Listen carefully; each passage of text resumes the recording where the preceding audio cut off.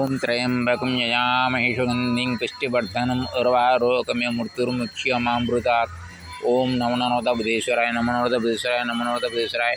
ओम नमो नर्मदा घनसोर ईश्वराय नमो नमः। सुस्वागतम सर्वेषां।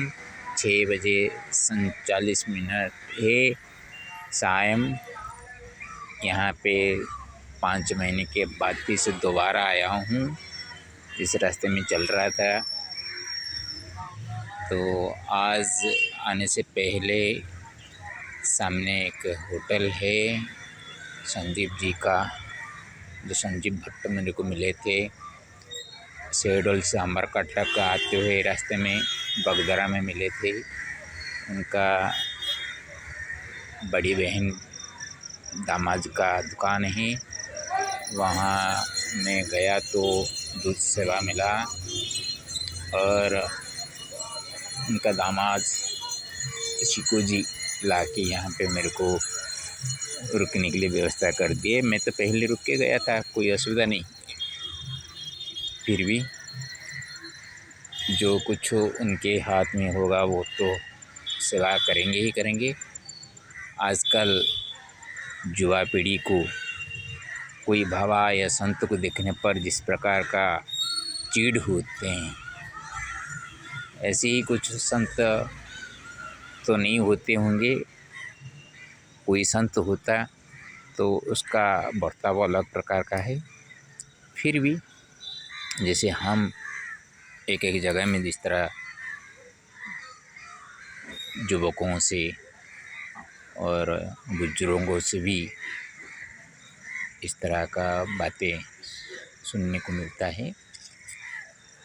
फिर भी देखिए 1 महीना हो गया उनसे बिछुड़े हुए, फिर भी फ़ोन में मोबाइल में बात करते हुए मेरे को कैसे सेवा प्रदान कर रहे हैं। इसलिए यहाँ पर आकर मैंने एक रचना किया हूँ। घनसोरा आत्महितकारकाष्टकम। 26 सितंबर 2024 गुरुवार है। गुरुवार का दिन आज महालक्ष्मी के का। तो कैसे घनसोरा आने पर आत्महित कारक हुआ, उसके ऊपर रचना किया हूँ। पहले सुनते हैं, उसका अर्थ भी करेंगे साथ में। घोर पापंच कुर्वन्तं नारं पश्यति कोत्र वा। घटे घटे हरि स्थित्वा त्वत्र पश्यति सकलम। साधारणतः जो घोर पाप करते हैं, हम तो देखते हैं बहुत सारे ऐसे पाप होते हैं, लोग करते रहते हैं, लेकिन फिर भी धन के बल पे वो अपने को इस तरह में सजा के सामने प्रस्तुत करते हैं। लोग उनसे उनका धन को देखकर थोड़ा सा फिदा हो जाते हैं और वो कितना भी पाप करें तो भी नज़रअंदाज कर देते हैं। और कोई गरीब हो, उसके पास छोटा सा कुछ पाप हो तो उसको बढ़ा चढ़ा कर उसको सामने ला लेते हैं। ये तो समाज का कलयुग में रीति ऐसे बन गई है। फिर भी संसार में ऐसा कोई है क्या जो पाप करता हो और उसको अच्छे नज़र से देखता हो? कोई नहीं है। लेकिन आप पाप करें या धर्म करें, हर एक घट में भगवान है, वो सब कुछ देखते हैं। इसी को प्रमाणित करने के लिए मैं जब पदयात्रा में निकलता हूँ, अपने आप को मैंने प्रस्तुत करता हूँ, मैं कितना सही हूँ, कितना गलत हूँ।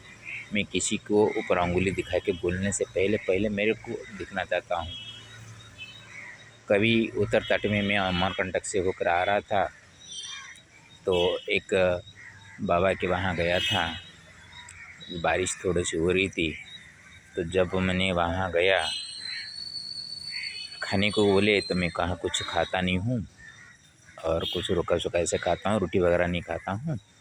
रास्ते में कोई एक सज्जन मेरे को मिले, वो बोलेरो में जा रहे थे और बिस्कुट कुछ खाने को दिए। ये सुनते वो बोलने लगा, बिस्कुट खाते हो, रोटी खाने से क्या हो गया तुम्हारा? और तुम जब व्रत कर तुम पालन करते हो तो पदयात्रा में क्यों निकलते हो?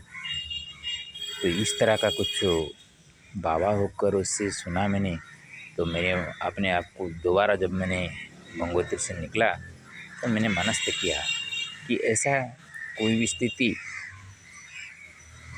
ना उत्पन्न हो जिससे कि मेरे लिए कोई दुखी हो। इसलिए मैं एक डिब्बे वगैरह रखता रहता हूँ। गुड़, दही, दूध जहाँ पे कुछ कुछ मिलता है भगवान की कृपा से उसको बचा के रखता हूँ। किसी के ऊपर मैंने दबाव नहीं डालता हूँ कि कोई मेरे को कुछ दे, और कोई सेवा करना चाहते हैं, मैं जो बोलता हूँ उसके पास है तो देगा, अगर नहीं देगा मैं उसका हाथ से जल थोड़ा सा पी के चला जाता हूँ। तो पहले मैं अपने आप को प्रस्तुत करता हूँ तो खाने की चीज़ ना करके मैं चल पा रहा हूँ या नहीं चल पा रहा हूँ। मैं किसी के ऊपर दबाव डाल के किसका खाना खाकर चलना नहीं चाहता हूँ। मैं सही होऊंगा तो भगवान मेरे को चला के लेंगे, मैं गलत होऊंगा, मैं कोई पाप ज़्यादा किया हो तो उसका परिणाम भुगतने के लिए भगवान मेरे को दंड देंगे।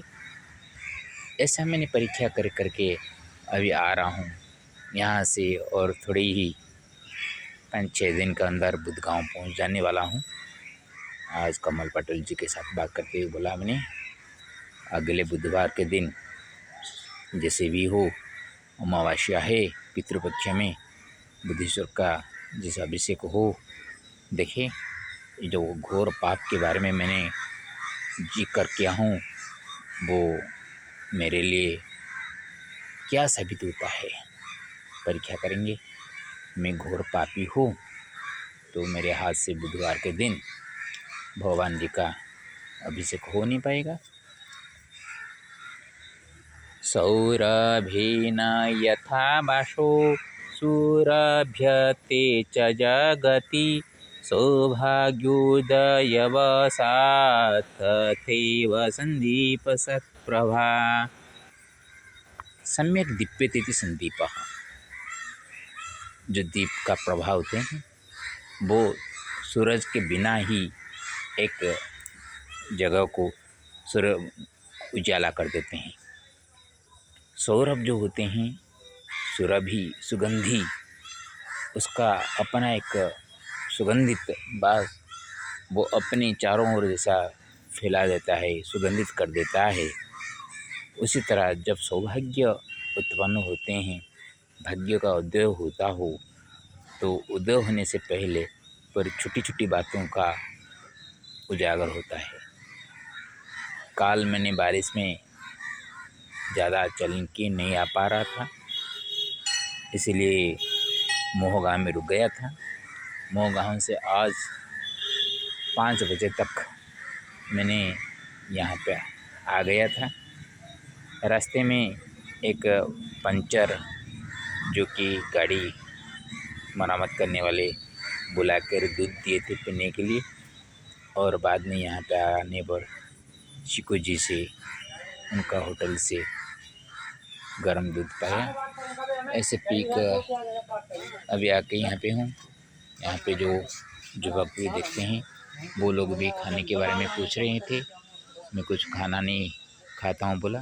तो देखिए सौभाग्य जब उदय होता है, कहाँ पे खाने को चाह तो भी मिल नहीं रहा है, और कहाँ पे बिन खाए मैं बोलूँ तो मेरे सामने खाना हाज़िर हो जाता है। ऐसा ही होते हैं, सौभाग्य से आने से पहले कुछ दीपक से जैसा प्रभा आलोकित होता है, उज्ज्वलित होता है। राजेश पुत्र संदीपो या मातृभ्यं च सेविता राजभावश्च मत्यं च स्थित्यामपि स्थिरा मतिः। संदीप का पिताजी का नाम राजेश जी है, श्री राजेश भट्ट। राजा ईश, राजेश राजाओं का ईश, और संदीप भी वो बहुत बड़ा होना चाहते हैं। उनका मति एक राजा जैसा है, फिर भी उनका मति स्थिर है।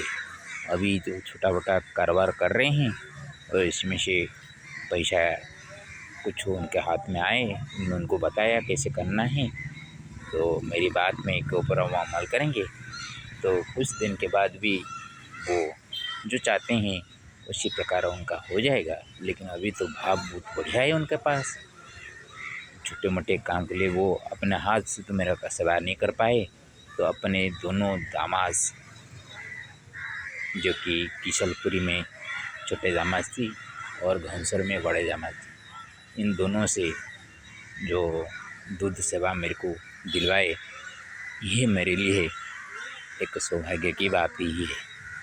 भगवान उनका वशिष्ठ गोत्र के हिसाब से उनका गोत्र का उद्धार हो, उनका बहनोई जो है उनका भी सभी का मंगल हो, उत्तरोत्तर उन्नति हो। आत्महिताय सर्वत्र चेष्टन्ते कायधारिण आत्मन्यात्मास्ति भावं च संदीपात्मेव बोधितः। आत्महित अपने हित के लिए तो सभी चेष्टा करते रहें। जो कि शरीर धारण है तो कुछ खाएंगे तो शरीर रहेगा तो नहीं रहेगा, इसलिए तो आत्मा सुख के लिए तो सभी चाहते हैं। लेकिन आत्मा में आत्मा है ये भाव को संदीप जैसा युवक ही बोधित मतलब समझ पाते हैं। तस्मात् सेव जो वाद्य सनातनाय जीवति तथाप्यद्य मम राष्ट्रं घोर पापात्मना कुत्सितम्।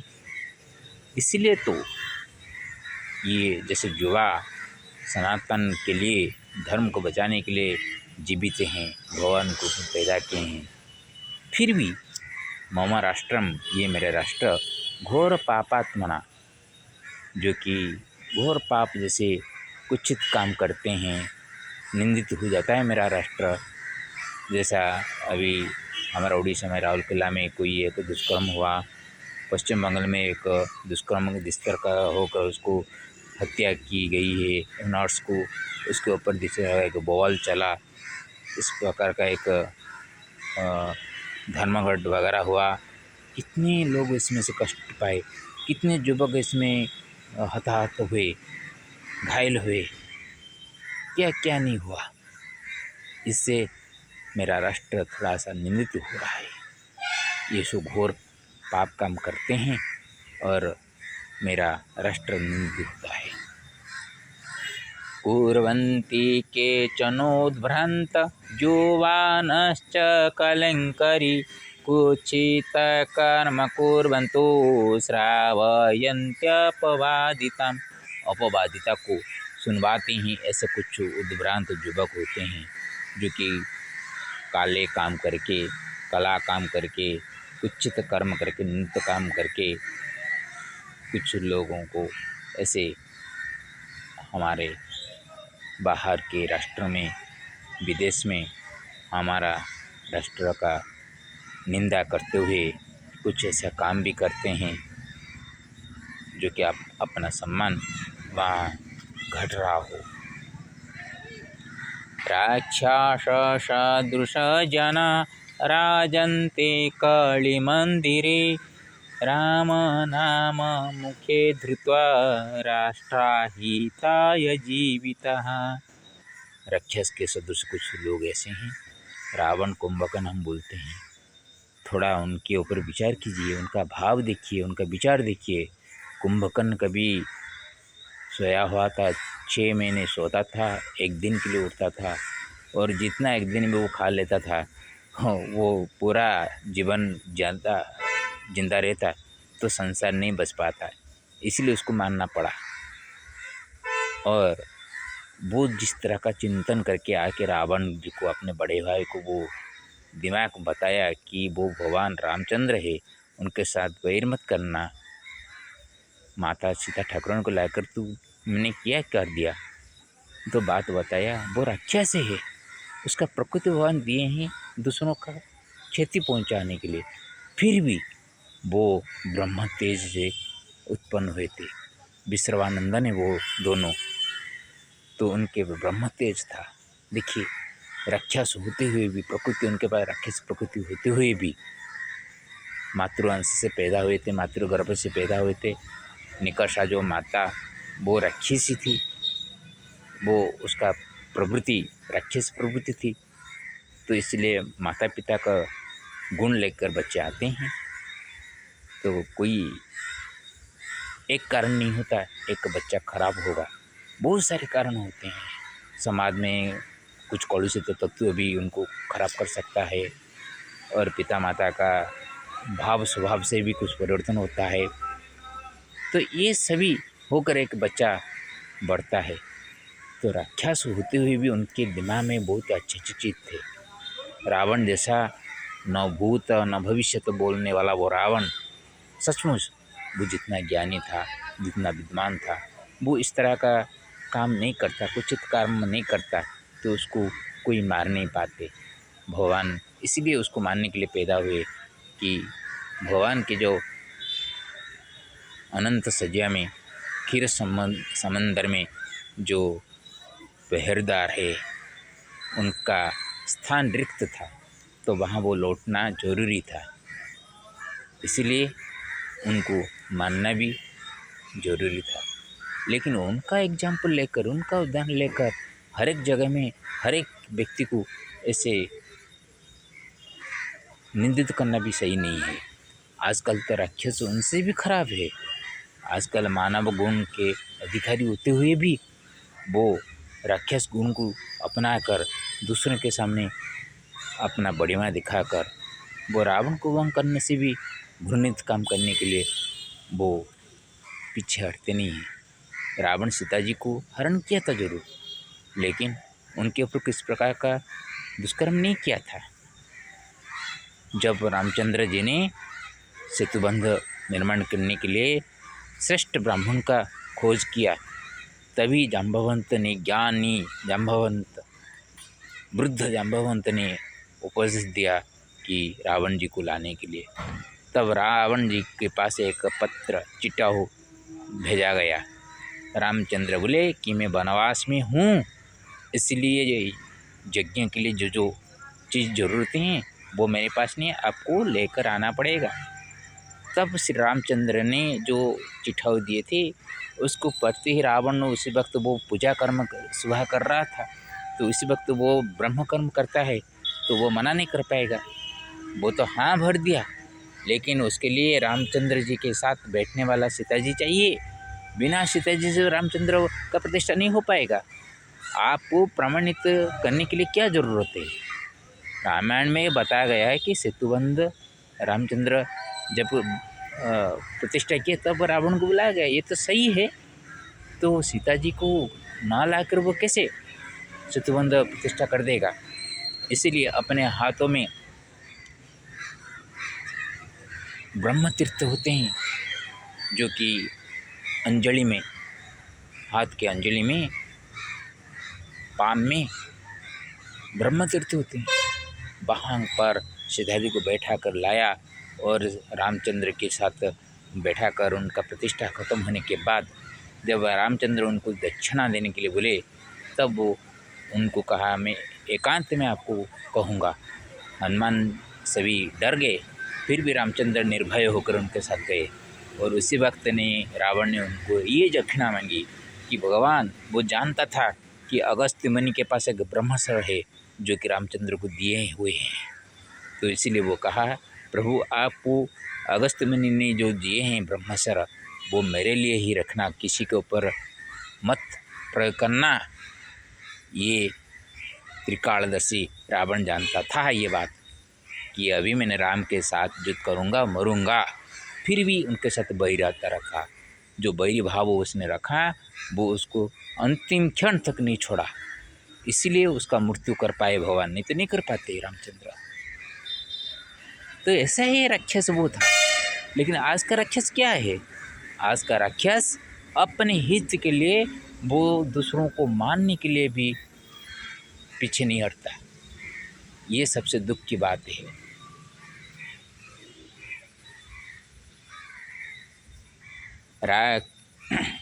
कर्तुं सदैव राष्ट्रे में जीविताद्यपि सज्जनः कृत्वा सन्ता जनसेवां करिष्यन्ति च मंगलम। हम लोग कभी भी मायूस नहीं होना चाहिए कि ये कलियुग समाप्त हो जाएगा। कैसे समाप्त हो जाएगा? कलियुग का 4,32,000 साल उसको उम्र है, तो उसका उम्र के पहले तो इतना, ये तो प्रकृति का नियम, उसको कोई तोड़ नहीं पाएगा। हाँ, थोड़ा सा तो रोड़ मोड़ होगा, कुछ नष्ट होंगे, भ्रष्ट होंगे, फिर से उजियारा होंगे, और कुछ समय अब तो 5,128 साल गया है और भी आगे बढ़ने वाला है। तो सज्जनों का संख्या घटी है, लेकिन उनका भाव अभी नहीं घटा है। उनका भाव जो है, सज्जन जो सज्जन होते हैं, जिनके पास कुछ दिमाग होते हैं, उसी में से 2 प्रकार का होता है। अपना हित के लिए होता है, और ऐसा हमारा करना कर्तव्य है तो करना चाहिए। इस प्रकार 2 प्रकार के, जो अपना हित के लिए चाहते हैं कि हम संत सेवा कर लें, कि हमारा कुछ बढ़ोतरी हो जाएगी, ये उनका हित के कामना रखकर वो करते रहते हैं। आपका कर्म के हिसाब से फल मिलता है। कोई संत सेवा कर देने से किसी का कुछ बढ़ोतरी नहीं होती है, ये सच्चाई है। उसी को लेकर ही आजकल डिबेट चल रहे हैं कि लोगों को ठगते हैं। कौन लोगों को ठगता है? लोग अपने आप ठगते हैं, कोई किसको ठगता नहीं है। लेकिन जब तक हम किसी को ना मांगे, तब तक उसी को कुछ भी उसके बारे में बोलना भी ज़रूरी नहीं है। और जब हम किसी को मांगे हाथ फैलाकर, तब जिसको मांगेंगे वो सोचना पड़ेगा उसको, ये व्यक्ति सचमुच की ऐसा है, उसका साथ बात करना है, वार्तालाप करना, उनके साथ हाव भाव दिखाना। उसके बाद कुछ उसको खोड़ दिखाई दे तो उससे दूरी बैठाना ही दिमाग की बात होती है। हम कुछ बिना जान समझे ना किसी को ढोंगी बोलना सही है, ना आंख मूंद के किसी को बुलाकर उसको हम सभी आपको सेवा देना चाहते हैं, दिखावा करना भी नहीं चाहिए। प्रेम होना चाहिए। प्रेम में आप सभी को अपने बस कर सकते हैं, लेकिन ठगने की बात जब आती है ना, तब वो अपने आप सजग होना चाहिए। किसी की बातों को सुनो, लेकिन किसी के बातों के ऊपर बिना सोच समझ के अमल करने के लिए कोशिश मत करना। ये जब हमारा दिमाग में बैठ जाएगा, तब कोई हमको ठग नहीं पाएगा। इसलिए किसी को ढोंगी बोलना सही नहीं है, और किसी से हम ठगी होना भी नहीं चाहिए। घनसोरात्महितरूपाय रचितामष्टकं मया, घटे घटे यथा घंटा निनादे वास्तु सा ध्वनिः। ये घनसोरात्महित रूप के लिए जो मैंने अष्टक मेरे से रचना किया गया है, वो हर एक घट में, हर एक दिल में एक घंटा, जैसे घंटा निनाद होते हैं, घंटा निनाद की तरह ध्वनि गूंजे। और सभी कलियुग में, कलियुग का महत्व भी है। बोलते हैं कि मुख में राम नाम पकड़ने से मुक्ति हो जाएगी। मुक्ति को गोली मारो, मुक्ति जरूर नहीं है हमको। सभी मुक्ति हो जाएंगे तो परम ब्रह्म क्या करेंगे? परम ब्रह्म अपने आप को पहचानने के लिए जीव सृष्टि किए हैं, संसार सृष्टि किए हैं। वो खुद ऐसे सभी विलीन हो जाएंगे परमात्मा में, तो परमात्मा कैसे पहचान में आएंगे कि वो परमात्मा है और हम आत्मा है? तो मुक्ति की बात छोड़िए। मुक्ति है ज्ञान का ऊपर निर्भर करना है, सच ज्ञान पाना है, जिस ज्ञान से हम किसी से न ठग जाएं, न किसी को ठकें। जब लक्ष्मण जी ने श्री रामचंद्र जी को पूछे युद्ध के बाद, ना भगवान आप तो आपको सभी भगवान बोलते हैं, तो आप ऐसे जैसे कुछ नहीं जानते हुए ऐसे काम क्यों करते हैं? रावण जी आपको इतना, आपका माता जी को, सीता जी को हरण करके ले लिया, और आप चाहते तो उसको पहले कुछ कर देते। श्री रामचंद्र ने कहा, ये बात मैंने भी सुना बार बार, और वशिष्ठ जी ने उसको पहले, सुमंत्र जी ने लक्ष्मण जी को बता दिया था कि दशरथ जी को सभी वृत्तांत वशिष्ठ ने पहले बता दिए थे। तो ये सब सुनने के बाद रामचंद्र ने बताया, मैं भगवान हूँ या मानव हूँ मैं जानता नहीं हूँ। मैं जिस शरीर में आया हूँ उसी शरीर का कर्तव्य निभाना मेरा परम कर्तव्य है। इसलिए आप भगवान हैं या मानव है, अभी कलयुग में कुछ फर्क नहीं पड़ता।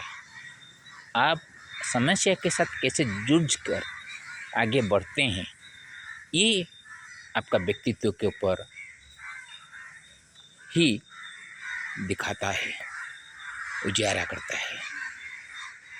इसलिए रामचंद्र जी को मर्यादा पुरुषोत्तम कहा जाता है। महाभारत में कृष्ण जी सुदर्शन चक्र चलाए, दिखा कि नहीं, अनदेखे में वो बिना पकड़े ही वो चलाए।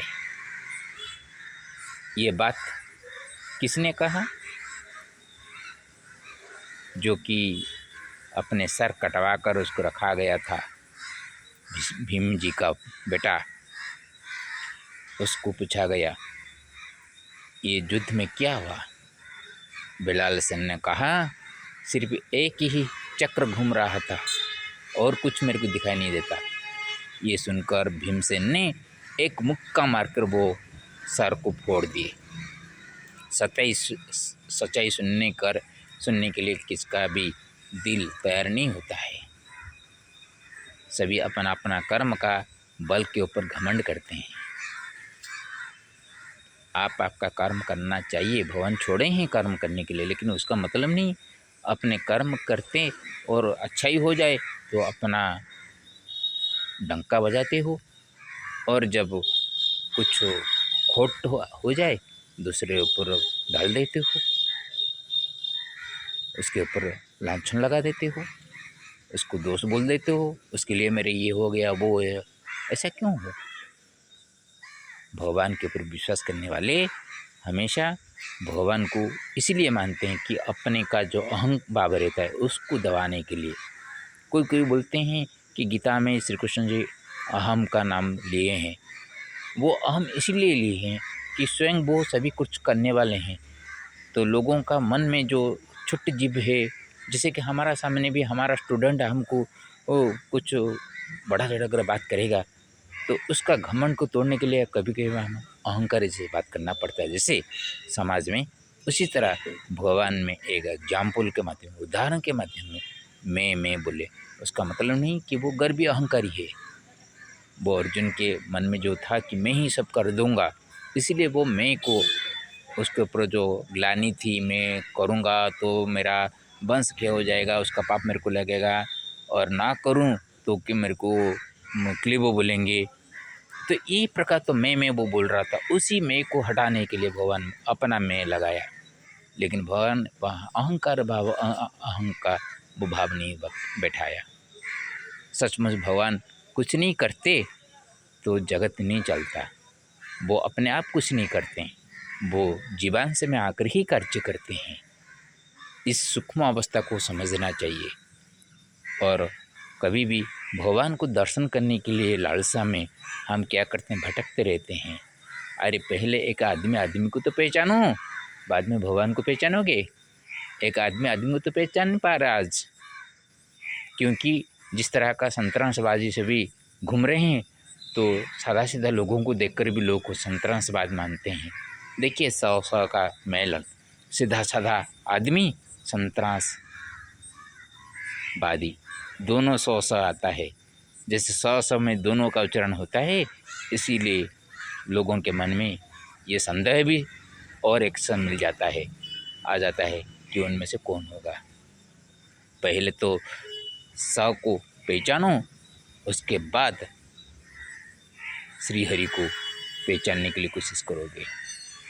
यही आज घनस्वर में आकर दिमाग में जो कुछ मेरे मन में आया उसको मेरी क्षुद्र बुद्धि से आप लोगों के सामने प्रस्तुत किया। हरि ओम तत्सत। श्री कृष्ण गोविंद हरे मुरारे। हे नाथ नारायण वासुदेव। हे नाथ नारायण वासुदेव।